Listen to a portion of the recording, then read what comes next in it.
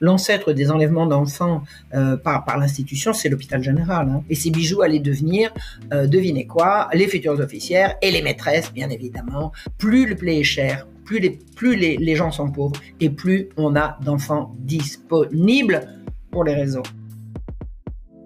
Bonjour à tous et bienvenue pour un nouveau numéro des rendez-vous de Kate en compagnie de Marion Sigaud. Bonjour Marion. Bonjour Kate, bonjour tout le monde.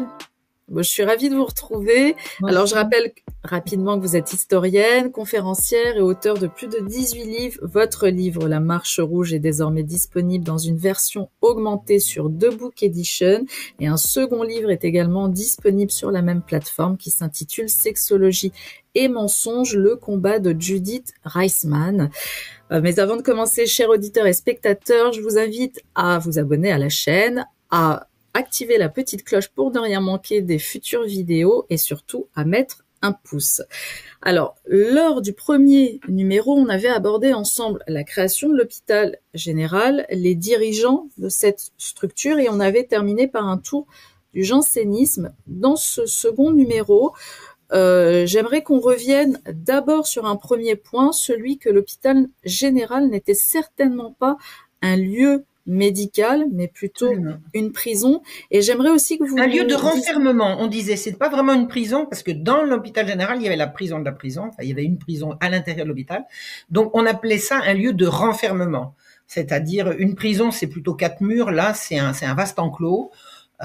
Donc c'est un lieu de renfermement. Une fois qu'on est rentré dedans, il est excessivement difficile d'en sortir, mais c'est pas à proprement parler une prison puisqu'on peut se balader à l'intérieur. Enfin, c'est une espèce de grand parc, de grandes structures avec des hauts murs à l'extérieur, mais avec plusieurs hectares dans lesquels on peut se mouvoir, quoi. Voilà.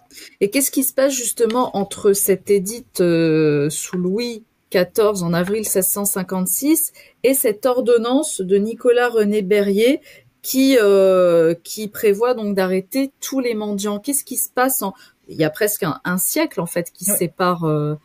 L'arrestation des mendiants, c'est une donnée constante à partir de 1656, c'est-à-dire sous Louis XIV. Vous avez des archers des gueux qui patrouillent en ville et qui arrêtent régulièrement des mendiants dès que quelqu'un est pris à tendre la sébille. À partir du moment où c'est devenu rigoureusement interdit, toute charité, à partir de la création de l'hôpital général, toute charité publique doit impérativement passer par l'hôpital général. Donc, un mendiant qui tend la main et un passant généreux qui lui donne quelque chose sont tous les deux passibles d'arrestation, d'amende très grave. Enfin, l'hôpital général a décrété que toute charité publique doit impérativement passer par elle.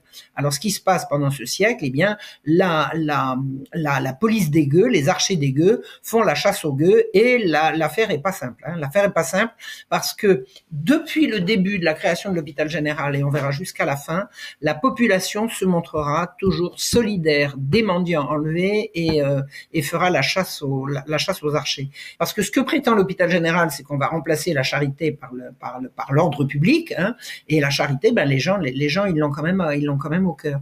Donc on va voir des épisodes absolument dramatiques et scandaleux, notamment, alors j'ai pas la date en tête, mais enfin c'est pendant cette période-là, il va y avoir un jour une descente de police dans un meublé.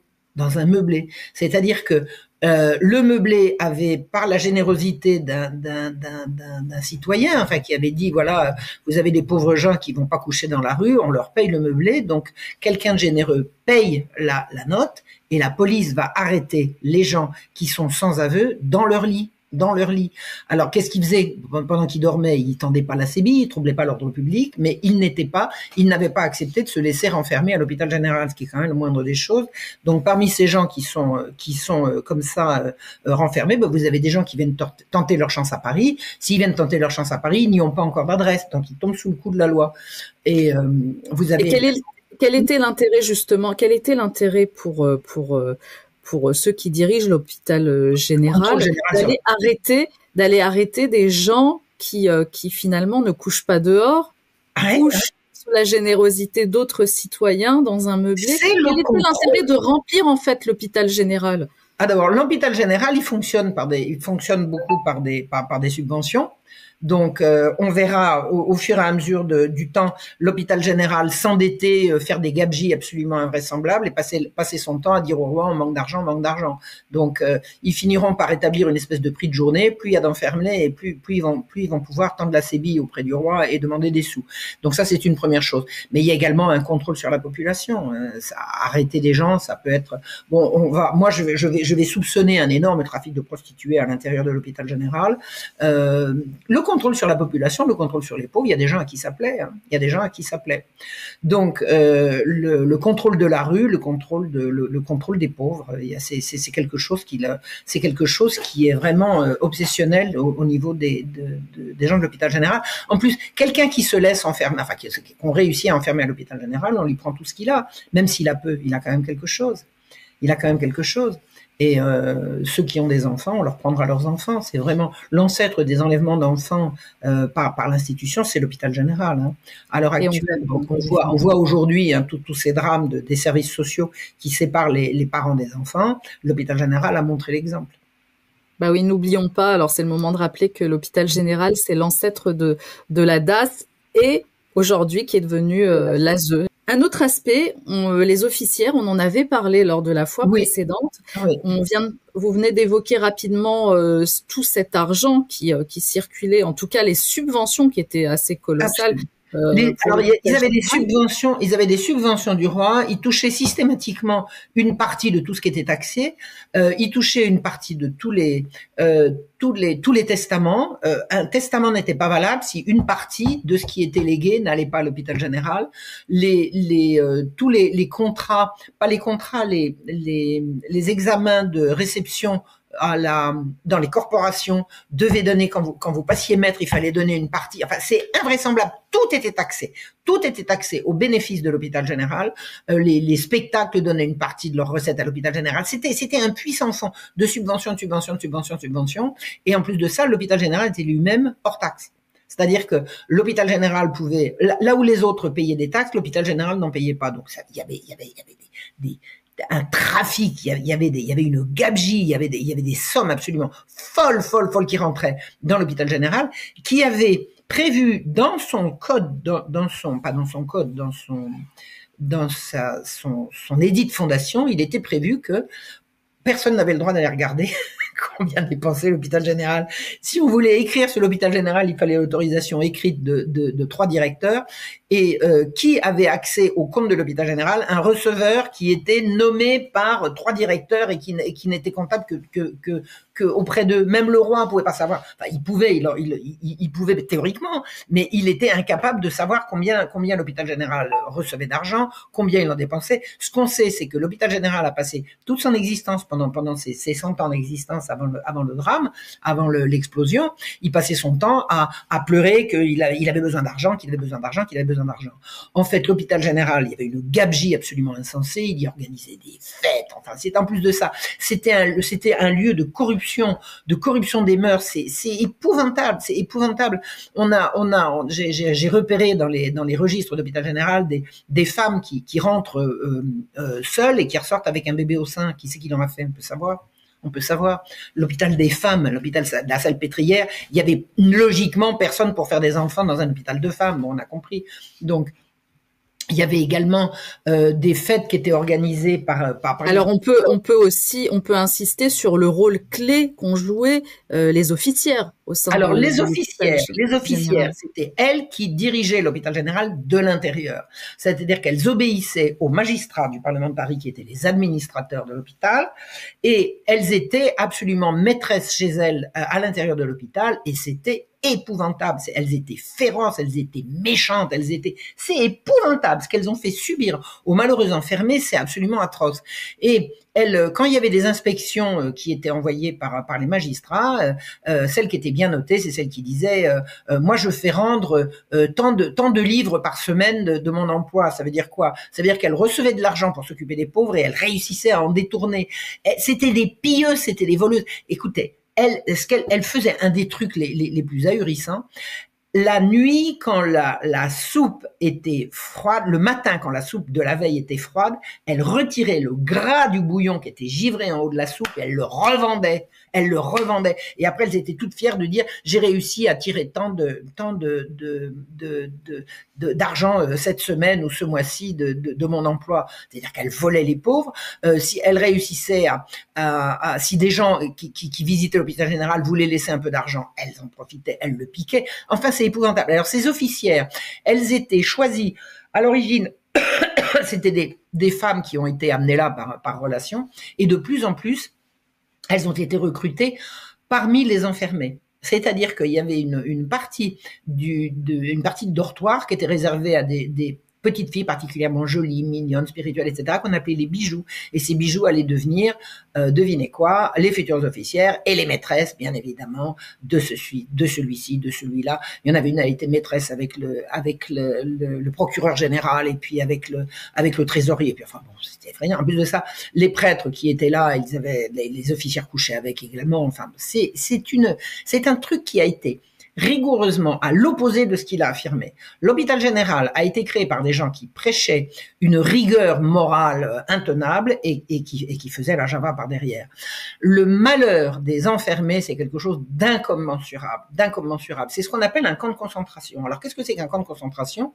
C'est une chose qui a été inventée au XXe siècle en Afrique du Sud et qui a pu fonctionner avec l'invention du fil de fer barbelé. C'est-à-dire qu'à partir du moment où sur une surface donnée, vous pouvez faire un enclos illimité par l'invention du barbelé, vous créez ce qu'on appelle un camp de concentration. Donc, avant l'invention du barbelé, l'hôpital général, on peut dire que c'est un camp de concentration aux portes de Paris. Ça veut dire quoi? Ça veut dire que c'est un grand parc avec c'est plusieurs hectares. Vous pouvez avoir une vacherie, un potager, un verger, enfin, et puis vous avez les bâtiments où sont enfermés les pauvres, et puis les ateliers, et puis l'église au milieu, bien évidemment, et les bâtiments où se retrouvent les officières qui vont être, elles, logées, alors tout à fait avec des chambres à feu, avec tout ce qu'il faut, et le logement également de la supérieure. Alors, la supérieure de la salpêtrière, c'est là où on enfermait les femmes, la supérieure de la salpêtrière était également supérieure de l'hôpital général sur Paris. C'est-à-dire que l'hôpital général sur Paris, c'était la salpêtrière pour les femmes, la Pitié, qui était à 1 kilomètre de là, c'était pour les jeunes garçons, et vous aviez Bicêtre, qui était pour les hommes et les adolescents, et la couche qui était les nourrissons. Voilà. Donc ça, c'était l'hôpital général de Paris, et la supérieure de la Salpêtrière était également supérieure de l'hôpital général de Paris. Donc qu'est-ce qui s'est passé pendant ce siècle? Des violences, des détournements de fonds, des choses absolument scandaleuses. Alors les manufactures étaient contentes de pouvoir trouver une main d'œuvre captive quand les enfermés avaient terminé leur travail, ils avaient gagné de quoi se payer le sel pour la soupe. Tout le bénéfice de leur travail était volé par l'institution. Et alors, les donneurs d'ordre qui avaient du filage à faire, du tricotage, des trucs comme ça, mais ils étaient contents, ils apportaient leurs trucs, et puis ils étaient contents. Ils n'étaient pas si contents que ça, parce que la rumeur, enfin la rumeur insistante que j'ai retrouvée à travers tous les textes qui en parlent, disent que les enfermés salopaient le travail. Ils étaient tellement maltraités qu'ils salopaient le travail. Mais enfin, à l'hôpital général, on pouvait apprendre en principe un métier, on pouvait en principe suivre une formation, on pouvait même devenir maître, c'est-à-dire qu'il y avait des dérogations la procédure pour devenir maître dans une corporation était très précise, corporation par corporation, mais on pouvait passer sa maîtrise à l'hôpital général par dérogation. C'est-à-dire que c'était un pouvoir tout puissant. L'hôpital général pouvait contrevenir aux règles de fonctionnement des corporations qui étaient de leur fonctionnement. Est-ce que cela sous-entend que lorsqu'on entrait à l'hôpital général, on pouvait finalement y sortir, et y sortir peut-être avec un métier Alors, c'est ce qui aurait dû être. Mais c'est ce qui n'était pas. Parce que la formation a toujours été odieuse, parce que les conditions d'hygiène étaient absolument épouvantables, parce que puis quand on sortait de l'hôpital général, moi j'ai pas réussi à retrouver des gens qui étaient sortis de l'hôpital général pour un avenir meilleur, hein. Ils se perdent dans la foule. En principe, on entrait à l'hôpital général pour en sortir, et souvent on entrait à l'hôpital général pour y mourir. Alors il y avait bien sûr un registre de sortie, il y a énormément de gens qui sont sortis. Je me suis particulièrement attachée à voir que les enfants en sortaient alors qu'ils n'étaient pas censé en sortir en tant qu'enfant. Un enfant qui est entré à l'hôpital général était censé en sortir adulte avec effectivement un métier et une possibilité de s'intégrer. Or, ça n'a jamais été le cas. Par contre, j'ai vu sortir des milliers et des milliers d'enfants, mais vraiment des milliers sur la durée, et où ils disparaissaient complètement des registres. Et là, le soupçon d'un réseau pédocriminel est pique grave, là. Il est pique grave. Alors justement, sur les enfants, on va enchaîner justement sur le cas de ces enfants, et ça va être aussi une des raisons pour laquelle la rumeur va s'agrandir, va s'accentuer. Qu'est-ce qui fait qu'au départ, les enfants sont mis à l'hôpital général? Pour quelle raison? C'est parce qu'on trouve des enfants seuls dans les rues, on suppose qu'ils n'ont pas de parents, qu'ils sont orphelins. Alors, tout mendiant, toute personne qui a perdu son autonomie est obligé de se laisser renfermer, comme on dit, à l'hôpital général, qu'il ait des enfants ou pas. Donc, une mère qui rentre à l'hôpital général avec ses enfants, elle fait rentrer un enfant à l'hôpital général. Or, dès l'instant où l'enfant a passé la porte, il n'a plus comme tuteur légitime que les administrateurs de l'hôpital. C'est-à-dire que les parents perdent leur autorité parentale, dès l'instant où les enfants sont entrés à l'hôpital général. Alors, il y a plusieurs façons pour les enfants d'entrer à l'hôpital général.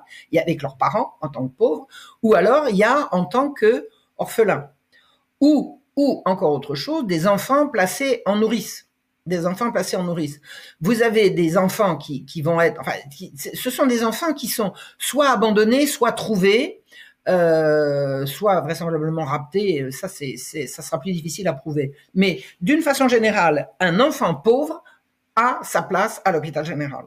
Les enfants pauvres, ce sont les enfants que leurs parents ne peuvent plus nourrir. Alors, il y a également des enfants qu'on va voir entrer dans les registres de l'hôpital général de façon absolument scandaleuse. Vous avez une mendiante enceinte. Elle entre à l'hôpital général, elle va y accoucher. On lui retire immédiatement son enfant à la sortie du ventre, on l'envoie à la couche et ensuite il fait partie des enfants de l'hôpital général. C'est absolument monstrueux. Les enfants qui sont placés en nourrice parce qu'ils ont été abandonnés, alors il y a eu énormément d'abandon par les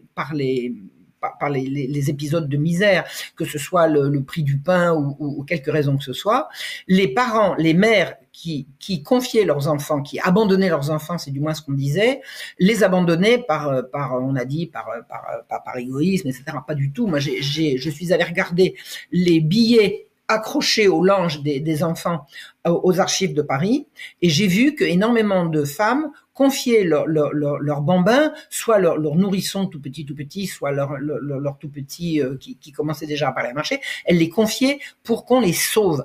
Parce que quand vous êtes dans une situation de misère et qu'on vous dit l'hôpital général il est là pour vous aider, pas par naïveté, par désir de bien faire, il y a énormément de femmes qui ont confié leur enfant à l'hôpital général, ce qui a été considéré comme des abandons. Ça n'est pas des abandons, on peut le voir en lisant les billets accrochés, je reprendrai dès que je pourrai, et quand ces femmes après reviennent pour reprendre leur enfant, on leur dit non, parce que voilà, vous n'aviez qu'à pas. Ce qui prouve bien que l'hôpital général n'est pas ce qu'il dit et ne fait pas ce qu'il dit. Si le but c'était d'aider les familles, eh bien... Une fois que la situation de la mère est arrangée, elle veut reprendre son enfant, il n'y a aucune raison de lui refuser. Et il y a Parce qu'à l'époque, justement, quand une femme confie son enfant à l'hôpital général, est-ce qu'elle signe quelque chose? Oui. Non, elle signe pas. Non, elle signe pas. Elle met un petit billet pour montrer qu'elle se soucie de son enfant, mais elle signe pas. Elle va dire il s'appelle Paul ou Jacques ou Jeannette. Enfin bon, elle donne le prénom. Il est baptisé, c'est ce qu'on trouve toujours. Sauf qu'il n'y en a pas eu le temps de le baptiser, mais j'ai pas vu le cas. Donc les enfants sont baptisés. On le reprendra dès qu'on pourra. Quelquefois on laisse un petit truc, une petite médaille, un petit souvenir qui permettra éventuellement de le retrouver après. Alors, incidemment, au passage, des gens, à partir de ces billets, ont essayé de retrouver les enfants que Jean-Jacques Rousseau les 5 enfants que Jean-Jacques Rousseau a confiés à l'hôpital général. On n'a retrouvé aucune trace. C'est-à-dire qu'il a fait en sorte qu'on ne puisse pas les retrouver. C'est quand même assez ahurissant. Il a abandonné ses enfants en brouillant les pistes pour qu'on ne puisse pas le retrouver. Alors qu'il y a des enfants qui ont été confiés à l'hôpital général et qui ont réussi, dont on a réussi à retrouver la filiation. Mais pour Jean-Jacques Rousseau, on n'a pas pu.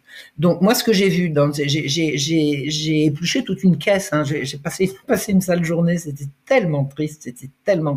On sentait tellement la misère. Et alors, il y a une chose qu'il faut voir, c'est qu'il y a un delta hein, qui fait suivre le prix du pain et les abandons. Le prix du pain et les abandons. Plus le pain va être cher et plus les enfants sont abandonnés. Plus les enfants affluent à l'hôpital général. Ces enfants, ils rentrent à l'hôpital général pour y grandir, alors qu'en fait, ils en sortent pour en disparaître. Et c'est là que j'ai mis à jour ce que j'appelle véritablement un réseau pédocriminel. Il n'y a pas d'autre explication possible. Si on en trouve une, il faudra me la donner. Et c'est à cette période-là, c'est-à-dire au mi-temps du XVIIIe siècle, que explose à la fois l'affaire de l'hôpital général, où le Parlement fait en sorte que le roi ne puisse pas voir ce qui s'y passe, où des enfants disparaissent par milliers, et où on libéralise le prix du grain, où on commence les expériences de libéralisation du prix du grain, où on commence à dire la police des grains est inutile, il faut laisser le prix du pain. C'est fou. Tout est concomitant. Les enfants rentrent, ils disparaissent. Je mets à jour véritablement qu'il y a des gens qui en profitent, qui les récupèrent à la sortie. Et c'est cette période-là, c'est ce qu'on appelle la période des Lumières, où on commence à dire il faut supprimer la police du grain, on n'a pas besoin, le prix du grain augmentera, et alors c'est pas grave, ça enrichira les agriculteurs, etc., etc. Bon, tout ça, c'est absolument concomitant. L'affaire de l'hôpital général et les débuts de la libéralisation de l'économie, ça va ensemble. Plus le blé est cher, plus les gens sont pauvres, et plus on a d'enfants disponibles pour les réseaux. C'est ça que je vois. C'est ça vraiment une des conclusions qu'on peut tirer de cette histoire absolument atroce. Il y a aussi le nombre d'enlèvements aussi qui va éveiller les soupçons des citoyens, et c'est ce qui va faire que la colère va monter. Alors, il y a une période absolument terrible. C'est à partir de 1749. Une ordonnance du lieutenant général de police va lancer une espèce de chasse aux enfants. Alors, c'est pas présenté comme tel, c'est chasse aux petits joueurs, aux vagabonds, les petits vagabonds qui cassent les carreaux, qui jouent, etc., etc. Il va y avoir une véritable vague d'enlèvement d'enfants, mais au vu au-dessus de tout le monde. Ça va donner une révolte absolument insensée que j'ai appelée la Marche Rouge, en honneur à la Marche Blanche qui avait mobilisé nos amis belges en 1996. Donc j'ai appelé ça la Marche Rouge parce que ça a été une marche sanglante.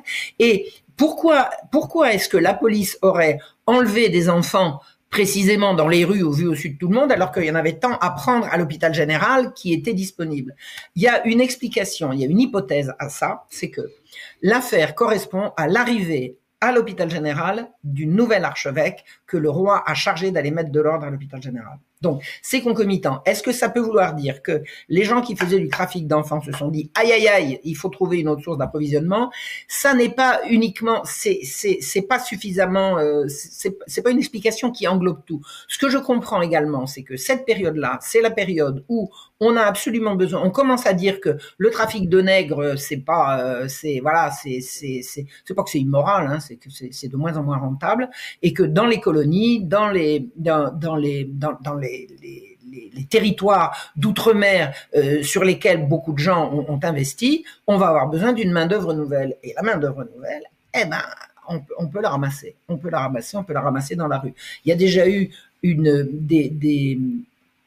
alors le roman Manon Lescaut, c'est ce que ça raconte, hein, mais il y a déjà eu en 1720 une quantité de jeunes gens qui ont été ramassés par les archers également à l'époque, et qui ont été envoyés dans les îles. Et là, c'est la même chose qui recommence. Or, il est de fait, et ça a été avéré puisqu'il y a eu un procès pour les enlèvements d'enfants et de jeunes gens, que les enleveurs d'enfants avaient des ordres du lieutenant général de police qui payait grassement. Le lieutenant général de police, il n'avait pas un budget à soi tout seul. Ça sent le trafic d'êtres humains, ça sent la compagnie des Indes.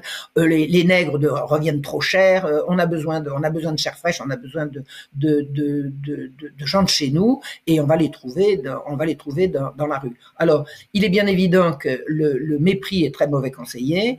Les gens, ils ont des enfants, ils en ont un, ils en ont 10, ils savent pas faire la différence. Voyons, vous savez, il y a une espèce de de mépris du peuple et qui dit quoi, une femme, elle en a un, elle en a deux, elle en a trois, on lui en enlève 20, ça va pas faire la différence. Ben voyons. Et les émeutes, ça a été le résultat de ce mépris, D'ailleurs, au tout début de l'affaire, il y a eu un événement qui a été rapporté par les mémorialistes du temps, qui dit que la Dauphine n'arrivait pas à avoir d'enfants. Alors après, elle en a eu plusieurs, puisque ce sont les frères de Louis XVI.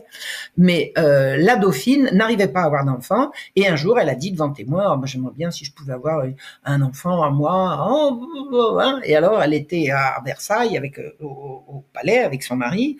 Et le mari le dauphin regarde par la fenêtre. Et il voit passer une dame qui tient par la main des petits enfants. Il dit, ah ben, la petite là, amenez-la moi. Oui, alors on va chercher la petite fille, on l'amène et puis on l'adopte. Et puis on la rapte à ses parents. Et puis alors on dit, oh ben là on a de la chance la petite. Non mais attendez, elle avait une maman, elle avait un papa. Qu'est-ce que c'est que cette histoire? Qu'est-ce que c'est que ce mépris? Ça fait partie du mépris fondamental que tous ces salopards ont pour le peuple. Le peuple, ils pensent pas comme nous, ils ont pas les mêmes sentiments que nous. Les sentiments d'amour paternel ou maternel, ça va bien aux gens bien, mais les gueux, ils ne les ont pas. Eh ben ça a été l'erreur. Ça a été l'erreur parce que ils ont cru qu'ils allaient pouvoir enlever des enfants comme ça sans que les gens réagissent. Et la réaction de la population parisienne, elle a été sanglante. La marche rouge, ça a été un soulèvement d'une violence inouïe. Alors, je crois que les autorités ont été débordées. Ils n'ont certainement pas voulu faire les choses de façon aussi brutale, mais ils ont donné des ordres et ils ont payé. Et la brutalité, elle s'est quand même bel et bien trouvée dans les fêtes, quoi. Et on en parlera de cette marche rouge dans le prochain numéro. Mais qu'est-ce qui vous fait dire sur les enfants précisément? Qu'est-ce qui vous fait dire que ces enlèvements, ou lorsqu'ils étaient donc mis à l'hôpital général, enfermés à l'hôpital général, c'était aussi pour des raisons de réseau pédocriminel? Qu'est-ce qui vous fait penser à ça, et que finalement ils n'ont pas été enlevés ou enfermés pour travailler, ou déportés vers les îles pour travailler, pour un besoin de main-d'œuvre? Alors, pour qu'ils aient été déportés vers les îles, c'est toujours possible qu'ils l'aient été. Ce que je veux dire, c'est que les enfants qui devaient travailler, ils étaient à l'hôpital pour ça. Donc, si on les sort de l'hôpital, c'est pour les emmener quelque part. Or, le quelque part n'existe plus. L'hôpital général a tout absorbé de ce qui existait précédemment pour s'occuper des enfants. Donc, à partir du moment où un enfant quitte l'hôpital général, soit il a été adopté, ce qui ne se faisait pas à l'époque. L'adoption, c'était vraiment pas quelque chose, c'était pas dans les mœurs. C'est la Révolution française qui a institutionnalisé l'adoption. Il y a eu quelques cas rares, mais très rares. Donc, de toute façon, ça aurait été marqué sur le bulletin de sortie. Donc, à partir du moment où vous avez des enfants qui sortent, ils ne vont nulle part. C'est quoi nulle part?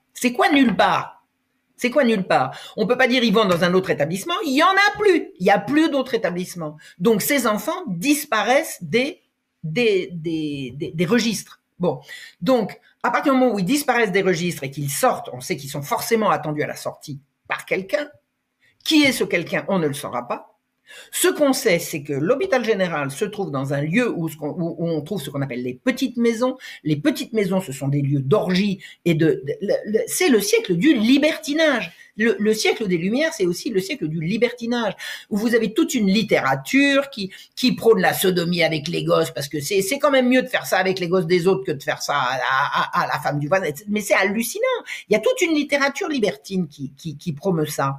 Et que deviennent ces enfants? Moi, j'ai remarqué une chose, c'est que les enfants qui reviennent de nourrice, par exemple, et qui ont la Seine à traverser quand ils ont atteint l'âge de sortir de la couche, qu'on appelle la couche de Saint-Antoine. C'est là où ils reviennent, quand ils reviennent de nourrice, quand ils reviennent du sein, ils sont là de 2-3 ans, et ensuite ils vont aller soit à la Salpêtrière, soit à la Pitié. Il y a 500 mètres à parcourir entre les deux établissements, et ils mettent 48 heures à arriver. Alors on peut savoir où ils ont été. 48 heures. Et j'ai tout vérifié. C'est bel et bien 48 heures. C'est pas une erreur. J'ai vérifié. Ils mettent 48 heures pour arriver. Les mêmes mettent 48 heures pour arriver à la Salpêtrière et à la Pitié, c'est-à-dire dans deux établissements différents. Donc, s'il pouvait y avoir une erreur d'enregistrement à la Salpêtrière, il peut pas y avoir exactement la même sur les mêmes qu'on voit 1 kilomètre plus loin. C'est pas possible. Donc, ces enfants, ils ont 500 mètres à parcourir et ils mettent 48 heures. Où ont-ils dormi de nuit?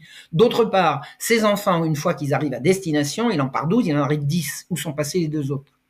où sont passés les 2 autres. D'autre part, ces enfants, quand ils arrivent à l'hôpital général, il y en a un nombre, j'ai pas le chiffre en tête, mais scandaleux, qui ne survivront pas 3 mois. Qu'est-ce qu'on leur a fait? Ils ont survécu à l'abandon, ils ont survécu à la couche, ils ont survécu à tout ça, et ils meurent au bout de 3 mois. C'est une évidence qu'il y a des pervers et il y a qu'à lire la littérature de l'époque. Il y a qu'à lire également le Marquis de Sade, il est contemporain. Il faut lire tout ça. Il faut savoir que il existe une esthétique de l'atroce, Non, c'est pas forcément des conseils de lecture qu'on peut donner pour le Marquis de Sade. Sincèrement, vraiment.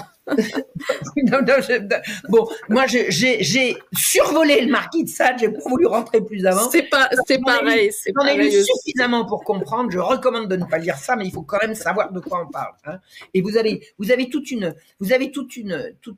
espèce d'intelligentsia perverse qui dit oh Marquis de Sade, le divin. Attendez, le divin Marquis, c'est incroyable. Donc là, il y a une esthétique de ça au siècle des Lumières. Ça s'appelle le libertinage. Ça veut dire ce sont des gens qui s'estiment au-dessus de la morale commune, et la morale commune, elle dit qu'il faut aimer son prochain comme soi-même. Moi, j'aime mieux le détester. J'aime mieux le détester, le couper en rondelles, le brûler. Mais Marion, c'est un peu ce qu'on retrouve aussi à notre époque, hein. On est au XXIe siècle, c'est un peu les mœurs qu'on retrouve aujourd'hui, hein, parmi nos gouvernants. C'est très exactement la même chose. C'est très exactement la même chose. J'ai découvert au XVIIIe siècle exactement ce que nous avons sous nos yeux aujourd'hui, avec le même fonctionnement, des notables qui se cooptent entre eux, qui refusent toute autorité supérieure. Hein. Le roi, alors je dis pas, c'est pas pour exonérer le roi, parce qu'il a eu, on en parlera une autre fois, il a pas été blanc-bleu dans l'affaire, mais lui, il a pas trempé dans les trafics d'enfants, par exemple. C'est clair qu'il a pas trempé dans les trafics d'enfants, mais il a quand même trempé dans coucher avec des petites filles qui avaient pas l'âge légal, hein, ni légal ni moralement acceptable.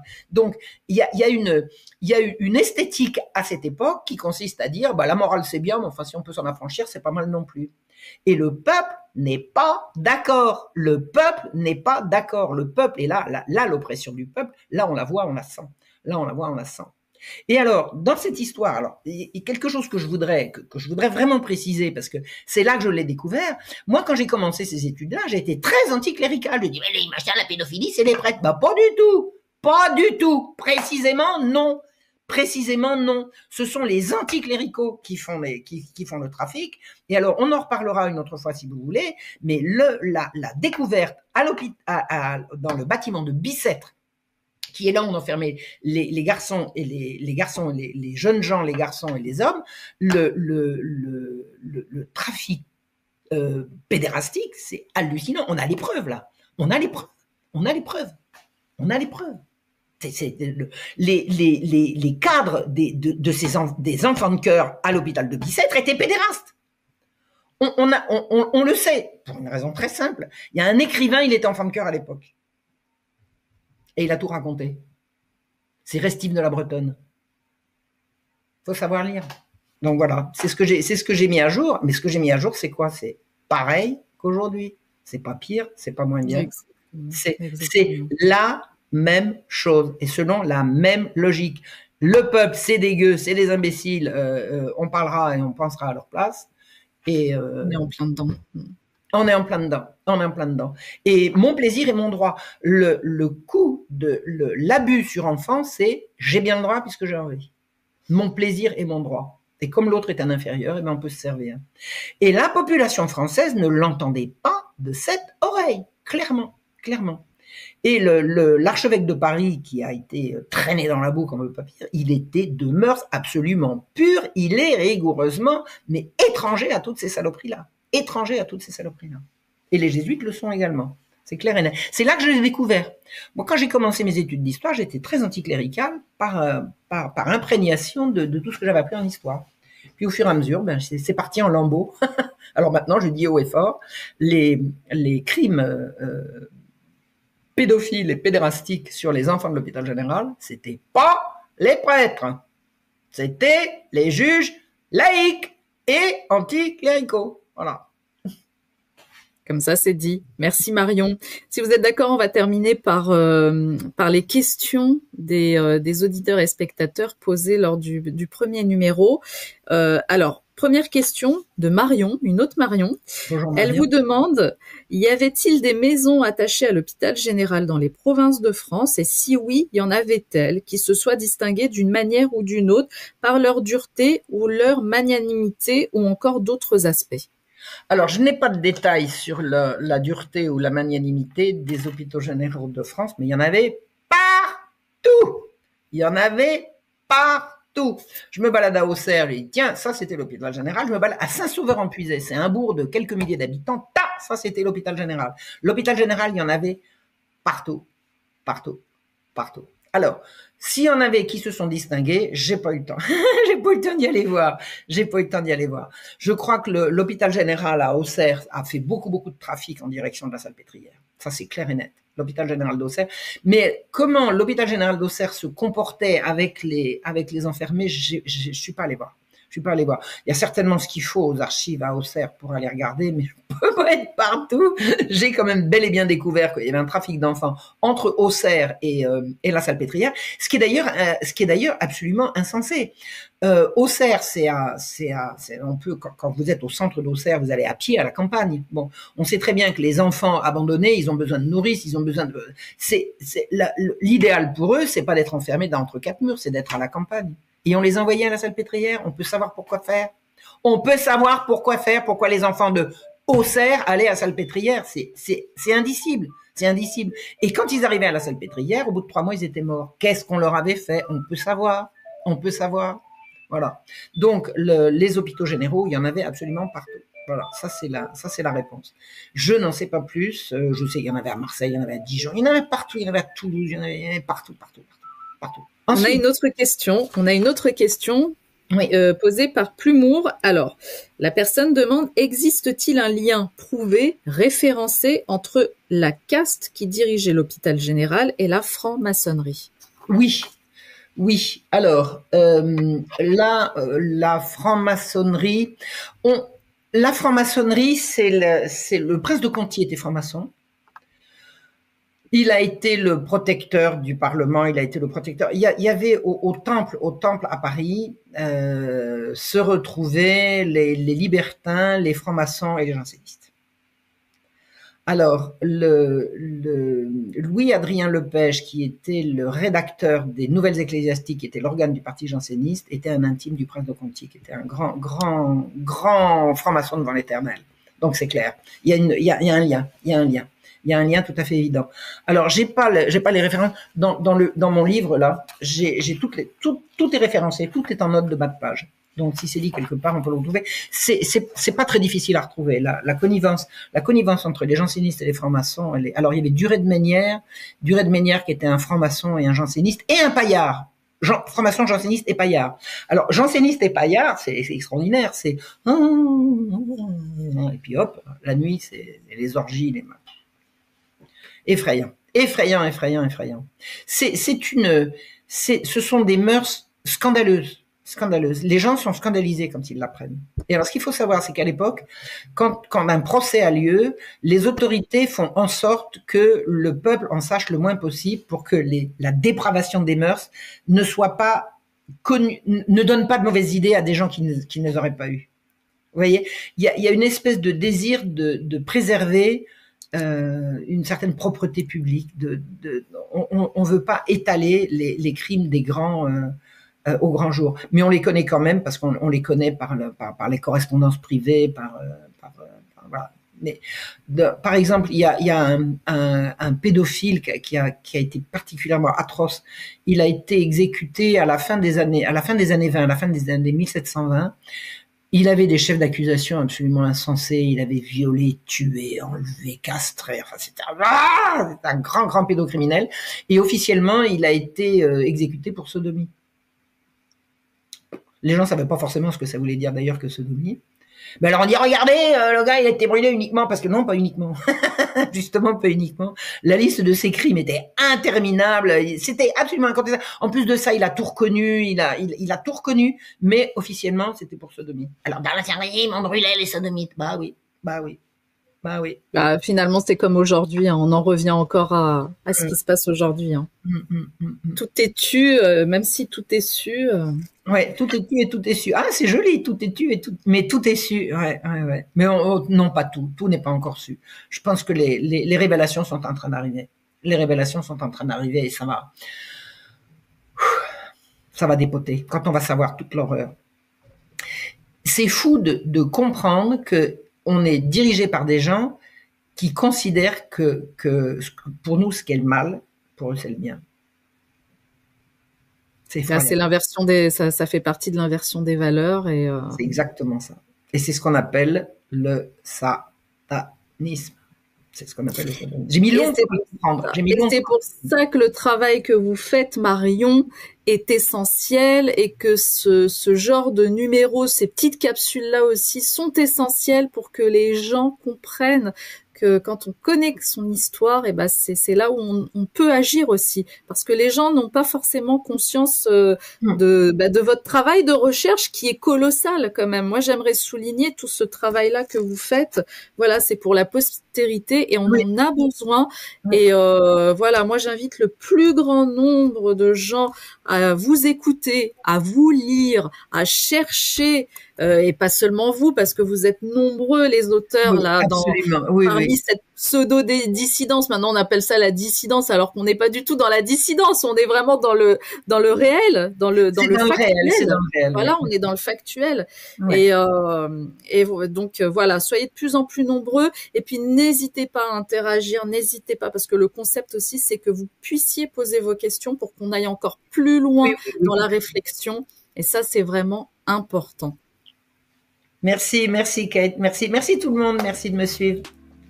Merci Marion, je vous dis à très bientôt, À très bientôt pour la suite, au revoir. À bientôt. Au revoir.